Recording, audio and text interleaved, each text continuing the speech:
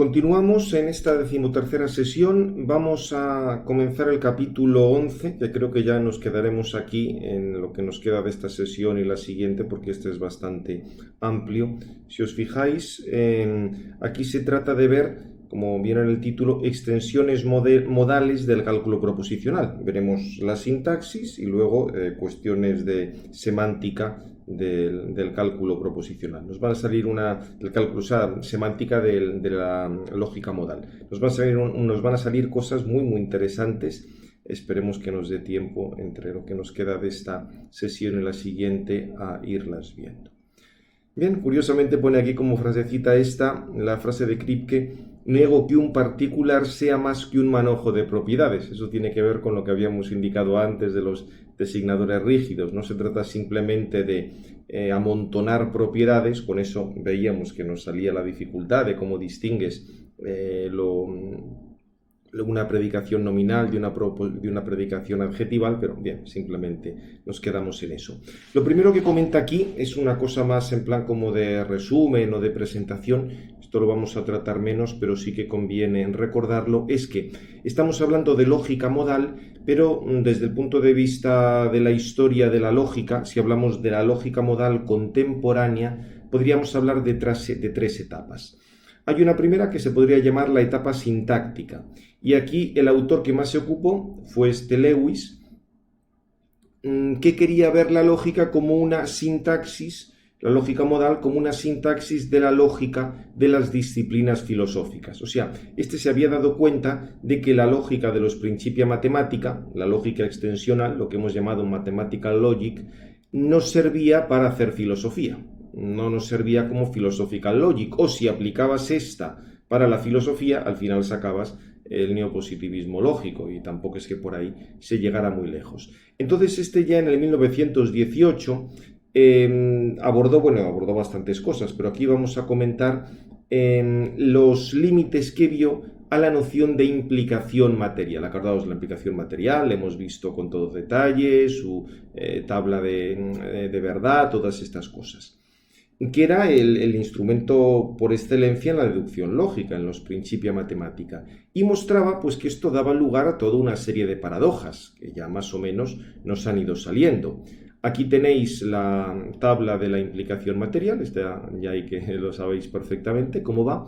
Recordáis que es falsa solo en el segundo caso, o sea, si el antecedente es verdadero y el consiguiente es falso, la implicación material es falsa. Y en todos los otros casos, la implicación material es verdadera. Especialmente chocantes, como siempre, son los dos últimos. Acordaos, si P es falso y Q es verdadero, la implicación es verdadera. Si P es falso y Q es falso, la implicación también es verdadera. Con lo cual, diríamos, esto es un poco extraño porque, digamos, de lo falso se puede sacar tanto lo verdadero como lo falso. Bien.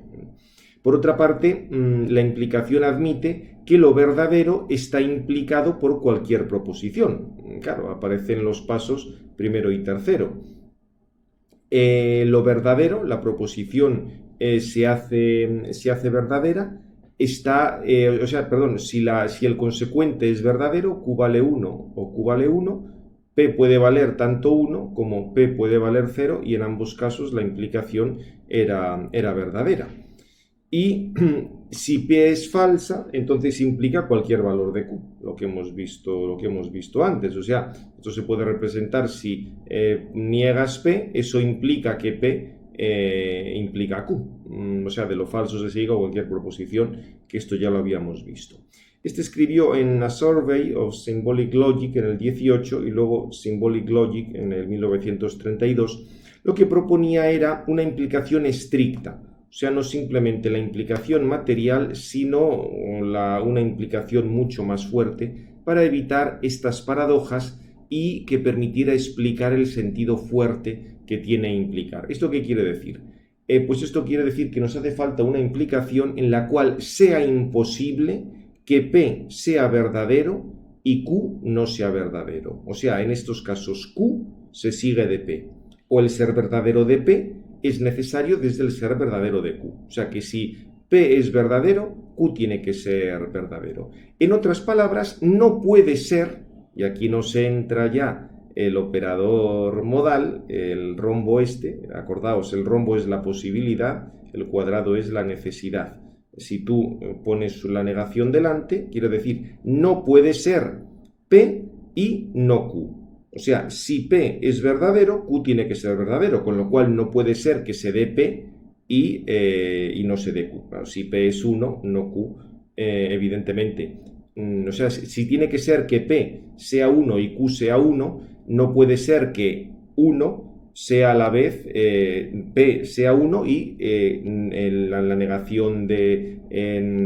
o sea, con lo que no podría ser que Q fuera 0, con lo cual tendrías la negación de 1, 1, 1 y 1 implicaría 1, pero lo que te dice es que eso no es posible. O sea, no puede darse el caso que P sea verdadero y Q sea falso. Es decir, lo que tenemos que hacer es eliminar completamente esta línea. No que la implicación sea falsa, sino que en la implicación estricta es que este caso ni siquiera se puede plantear. O dicho de otra manera, es necesario que P implique Q, con lo cual no puede darse el caso de que P no implique Q, es decir, esta línea sobra. Bien. Lewis había utilizado este signo, se suele utilizar más modernamente este otro, el de la implicación, solo que con dos flechitas.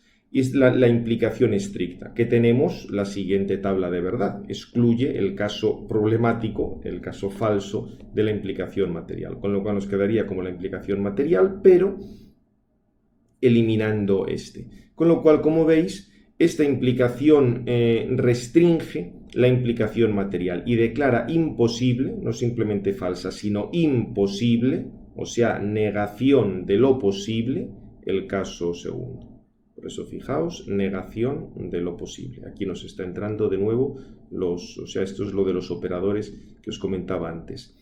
Después de Lewis, aunque digamos fue muy...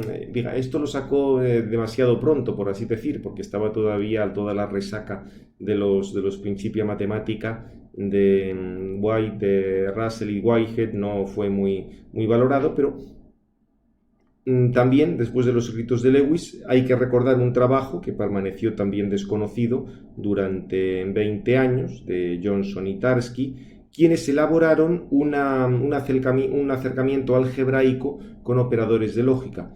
Relacionaron esto con el álgebra, dando lugar a un álgebra modal. Acordaos que en matemáticas el álgebra es la parte más básica, la que actúa con lo podemos ver en los números naturales, con la suma, la resta, la división y la multiplicación, todas estas cosas, pero digamos aplicado eso a la lógica y en este caso a la lógica modal. Kripke declaró que este trabajo le había influido bastante cuando él presentó su semántica relacional y hoy se considera pionero en estudios posteriores de lógica modal, pero en eso no entramos, simplemente era recordar esta aportación de Lewis. Tenemos luego la etapa clásica, que es la que está marcada por Kripke. Es, digamos, cuando comienza ya la lógica modal, axiomatizada, plantea todo el tema de completitud de la lógica modal, porque esto no lo había estudiado Lewis. También estudia una semántica formal. Ahí para la semántica, lo veremos más adelante, se va a basar en la relación global de accesibilidad entre mundos y estados posibles. Es decir, un mundo es accesible o no es accesible desde otro. A partir de eso va a plantear una semántica formal y para esto va a construir lo que él llama frames, marcos. Mejor mantener la terminología inglesa frame, que veremos luego en qué consiste. Y también de este periodo, Hintika tiene trabajos en este sentido, Kanger los cita Kripke, en filosofía Montaigne, la lógica temporal de Prior, este también cultivó bastante, o sea, era la cuestión de meter el tiempo dentro de la lógica y para esto hacía falta la lógica modal. Y luego la etapa actual, que Basti aquí la sitúa desde el año 72, es la etapa más contemporánea. Aquí lo que se trata es, estudia, así como ya he comentado antes que Kripke empezó a estudiar cuestiones sobre la completitud de la lógica modal. Estos descubrieron luego, Thomason sobre todo, estudió cosas que tenían que ver con la incompletitud y sobre todo, más importante, se empezó a utilizar la lógica modal en digamos, la computación, la teoría de la computación, con todas las aplicaciones informáticas que esto tenía. Aquí os hace referencia, entre el 72 y el 74, Thomason demostró resultados de incompletitud para la lógica modal temporal y básica, o sea, en algún cierto tipo de lógica había cuestiones de incompletitud. Y esto obligó a redimensionar el alcance universal de la lógica modal. O sea, la lógica modal iba a ser muy útil, pero también tenía problemas de incompletitud. Y sobre todo una reconsideración de qué es la lógica modal y para qué sirve la lógica modal. Por otra parte, también quedó claro que en lógica modal se incorporaba había una lógica del segundo orden. Acordaos, en el segundo orden, cuando se cuantifica sobre predicados, no solo sobre variables individuales. Entonces, creo que en la nota esta no dice nada, ¿no? A partir de estos planteamientos, hubo básicamente dos líneas. Una de tipo algebraico semántico, antes hemos recordado que Johnson y Tarski aplicaron el álgebra a la lógica modal. Esto lo desarrollaron el mismo Thomason y Goldblatt. Goldblatt escribió un manual, un texto clásico interesantísimo sobre la teoría de categorías, que tiene que ver con el álgebra. Si alguien quiere introducirse en la teoría de categorías, el libro de Goldblatt está muy muy bien.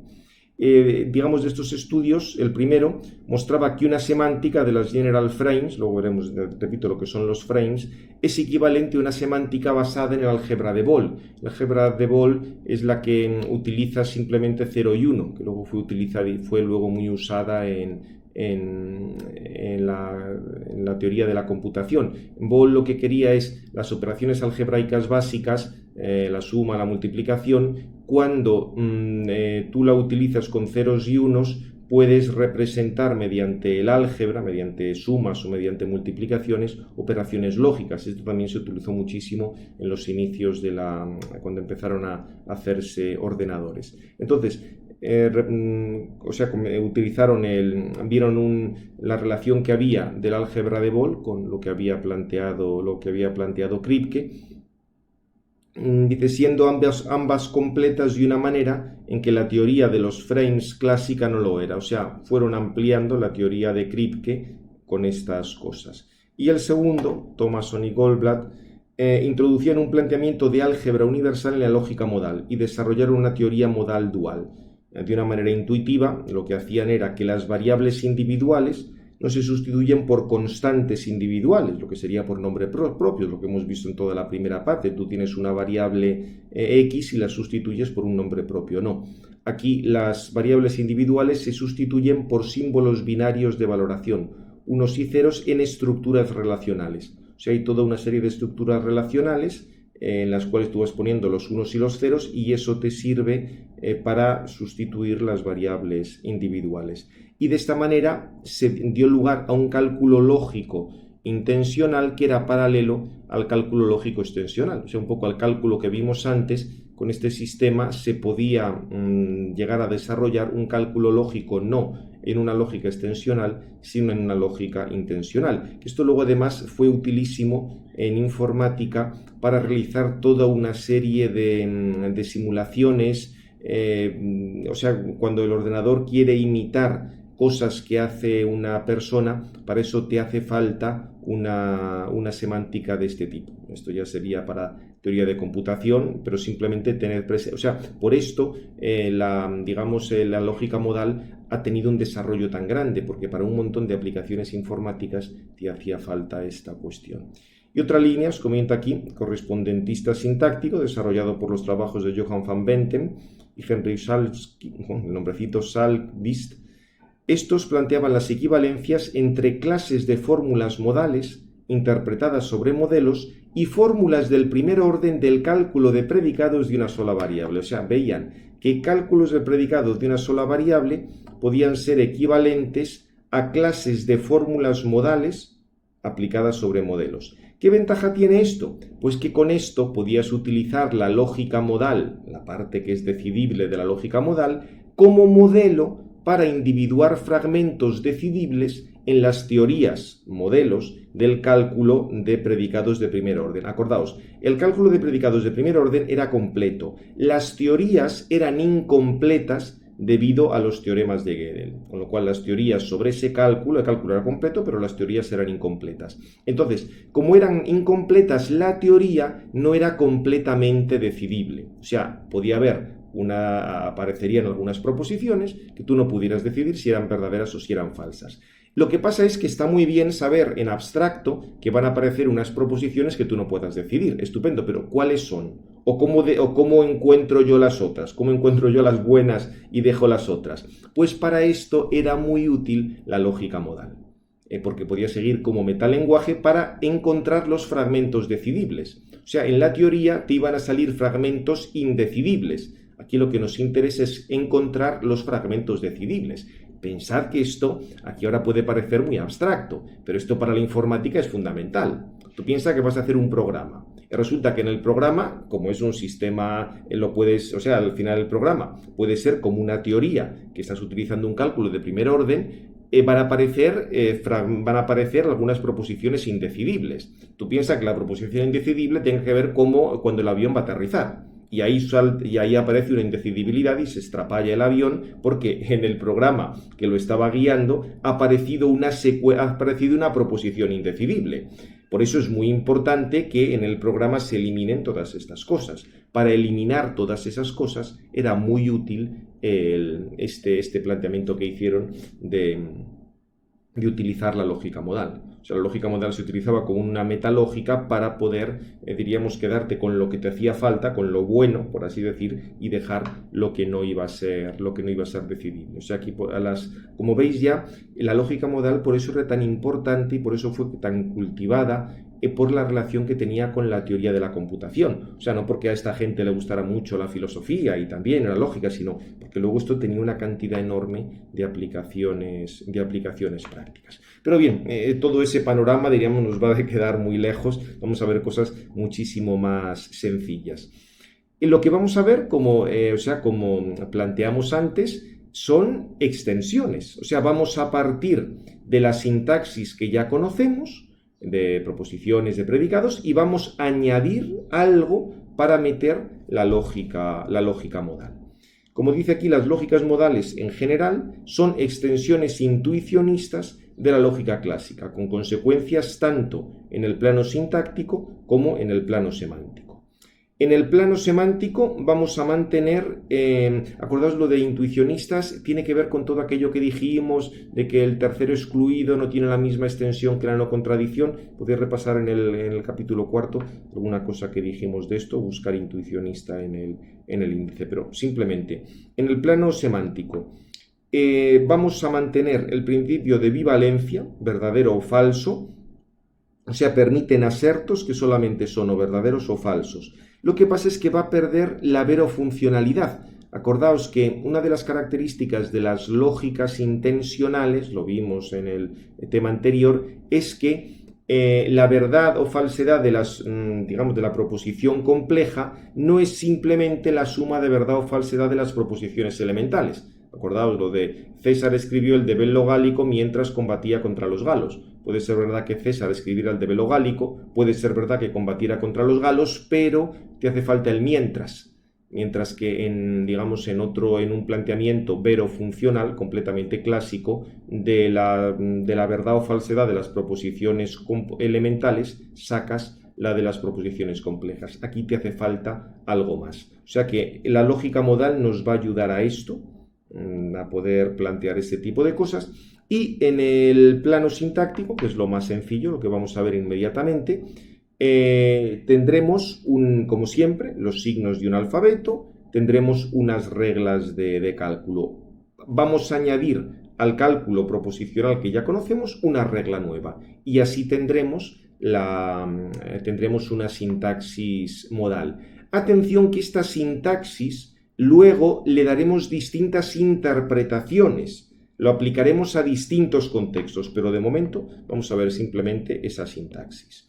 ¿Cuál es el cálculo proposicional modal? Lo vamos a resumir o lo vamos a expresar con la letra K, en honor de Kripke, así se suele utilizar, y vamos a ver la cosa más sencilla. Vamos a ver simplemente el cálculo proposicional modal como una extensión del cálculo proposicional clásico, del cálculo C. Es el más, digamos, el más sencillo. Como dice luego, también dedicaremos un apartado a la modalización de expresiones cuantificadas. Acordaos que en el cálculo C, donde estábamos con las proposiciones, ahí no había cuantificadores. Los cuantificadores aparecían en el cálculo de predicados. Lo que pasa es que de todos modos también dedicaremos un apartado a esa cuestión. Como siempre, el cálculo proposicional en este caso tiene un lenguaje y unas reglas de deducción. El lenguaje tiene un alfabeto y unas reglas de formación. Aquí, como veis, todos los subíndices son K, porque estamos en el cálculo proposicional modal K en honor de Kripke. ¿Cuál es el lenguaje? Pues muy sencillo. El lenguaje, ya hemos dicho, está constituido por un alfabeto y por unas reglas de formación. ¿Cuál es el alfabeto? Pues el alfabeto es exactamente igual que el alfabeto del cálculo proposicional, pero añadimos una cosa, el signo cuadrado, que va a estar por necesidad. Ya veremos que aquí, por eso dice informalmente, el cuadrado está por necesidad, porque depende luego en qué contexto lo apliquemos. Aquí ya vais a ver desde el punto de vista práctico lo que quiere decir una interpretación. Según en qué contexto apliquemos esto, el cuadrado en cuestión significará una cosa o significará otra. De manera, digamos, informal vamos a llamarlo necesidad. Y con lo cual el alfabeto de K, repito, el mismo de C, más el cuadrado. Os recuerdo que el de C lo tenéis aquí. Lógica proposicional, apuntes de sintaxis. Aquí tenéis lo del lenguaje. En efecto, aquí tenéis el alfabeto. O sea, este alfabeto solo que le vamos a añadir el cuadradito. Apuntes de sintaxis.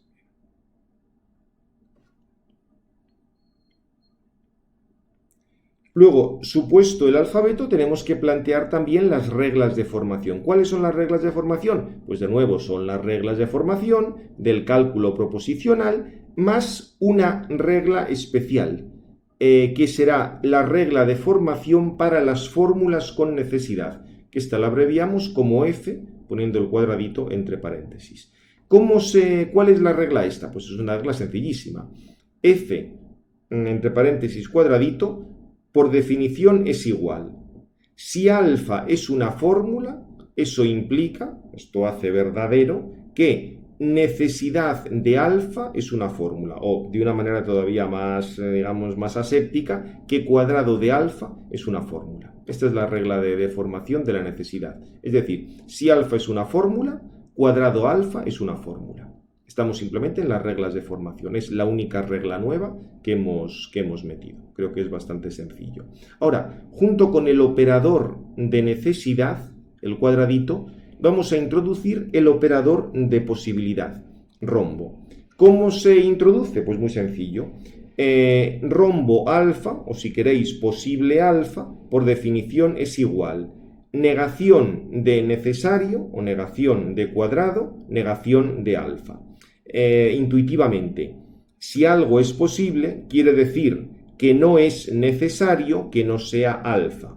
Si es posible que Juan coma un bocadillo, quiere decir que no es necesario que Juan no coma el bocadillo. Si no es necesario que no lo coma, quiere decir que es posible que lo coma, poniendo un ejemplo. Pero repito, aquí lo que nos interesa es cómo introducimos este operador.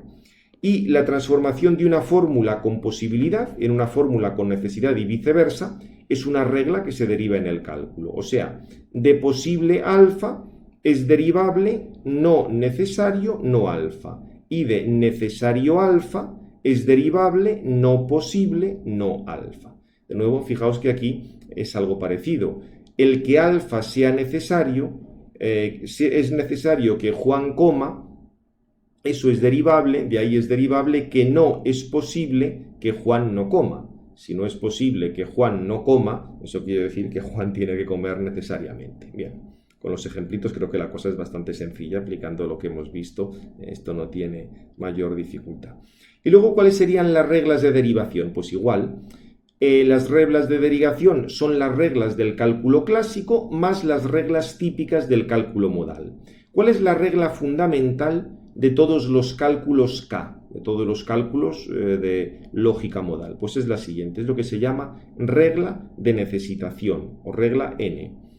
Quiere decir, si de X, siempre el conjunto de premisas, implica alfa, de ahí se sigue, siendo verdad, que si tú pones la necesitación al conjunto de las premisas, eso implica que va a ser necesaria alfa.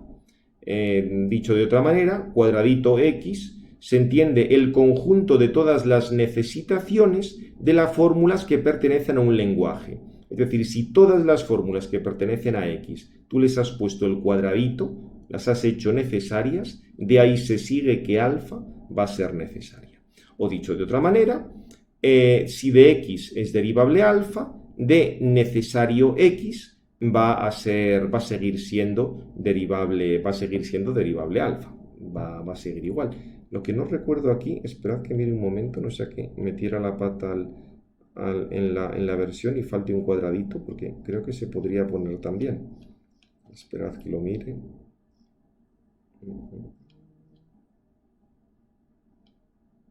Sí, en efecto, faltaba el cuadradito. O sea, aquí pensad, si el cuadradito va en los dos, aquí también tiene que ir. O sea que añadirlo en el libro, si lo tenéis en papel, aquí también va el cuadradito.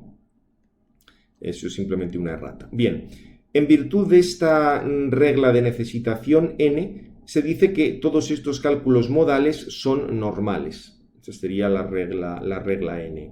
Tenemos luego también una regla de distribución, la regla D, que te dice que si es necesario que alfa implique beta, de aquí se sigue que de necesario alfa implica necesario beta. O sea que esto sería como una regla de distribución, por así decir, como si la necesidad, se ha distribuido en los dos elementos de la implicación.